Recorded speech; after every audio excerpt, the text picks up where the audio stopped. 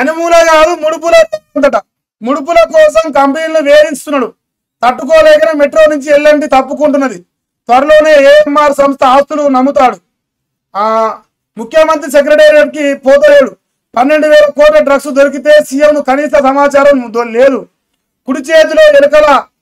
కుడితిలో ఎలుకల పార్టీ మారిన ఎమ్మెల్యేల పరిస్థితి. రాష్ట్రంలో అద్భుత పాలన అంటే ఉప ఎన్నికలు పెట్టాలి.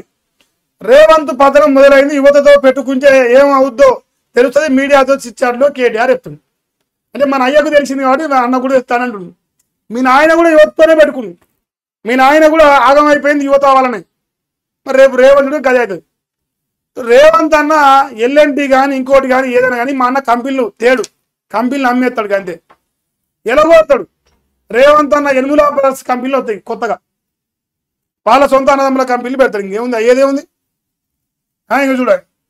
60,000 ఉద్యోగం తెచ్చిన ఆడబిడ్డను కోటీశ్వరం చేస్తున్నాం. ఏడ చేస్తున్నాం అన్న?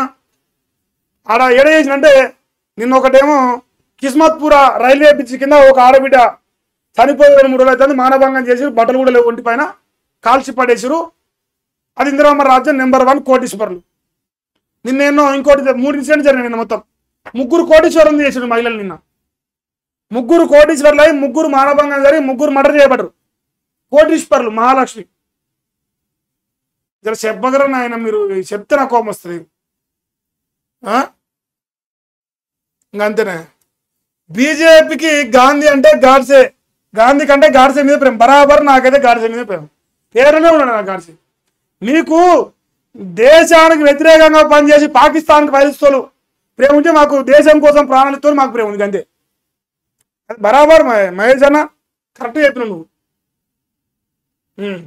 కాళేశ్వరం రాష్ట్రానికి కామధేను అట. నీటి కోస లేకుండా చేసే ప్రాజెక్ట్ ఇదే. కాంగ్రెస్ నేతలు తప్పుడు ప్రచారం ఆపాలి. ఈ తప్పుడు ప్రచారం ఇప్పుడు మొదలు కాలే. చింతపండు మల్లిగాడు 2018 మొదలు పెట్టాడు రేవంత్ రెడ్డి కోసం. దాన్ని రేవంత్ రెడ్డి కంటిన్యూ చేస్తుంది 23 నుంచి. అదే జరుగుతున్నాడు. అందుకంటే ఎక్కువ కొత్త జరిగేది ఏముంది? ప్రజలు డిసైడ్ అయ్యారు కదా. లక్షల ఎకరాలకు నీళ్ళు ఇచ్చే ప్రాజెక్టును కక్షపూరితంగా ఎండబెడుతుండ్రు. కాళేశ్వరంపై రాకేష్ రెడ్డి రూపొందించిన ఆ డాక్యుమెంటరీ విడుదల చేసిన కేటీఆర్ బీఆర్ఎస్ అట. ఆయన ఒక డాక్యుమెంట్ ఇచ్చిండా? తెలంగాణ రాష్ట్రంలో కాళేశ్వరం పైన విషప్రచారం 7 ఏళ్లకెళ్ళి కొనసాగుతుంది. ఇంకా 3 ఏళ్ళు కొనసాగుతుంది. ఎందుకంటే కేసీఆర్ కట్టిన ప్రధానమైన ప్రాజెక్ట్ అదే. దాన్ని ఒక్కదాన్ని బడగాల్సి మీద వేస్తూ ఇక ముఖ్యమంత్రులు అవుతారు, ఎమ్మెల్యేలు అవుతారు, ఎమ్మెల్సీ అవుతారు, కోర్టు సంపాదిస్తారు. కానీ కాళేశ్వరం మొత్తం కూలిపోతలేదు 27 ఏళ్ళకెళ్ళి. ఏం చేయమంటారు మరి? కాలే బాములు ఎట్టి కూలబడుతుంది 40 అయితే. రగులుతున్నారు రాజోగో పాట. ఇంక వద్దాయా ఆయన రగులుడు పోగులుడు అన్ని మాకు ఎరికేగా చెప్పినాగా ఎంత మాత్రం రగులుతాడు. మన రైలు పొడిచినాడు ఇప్పుడు కొత్త రైలు పొడుస్తానికి.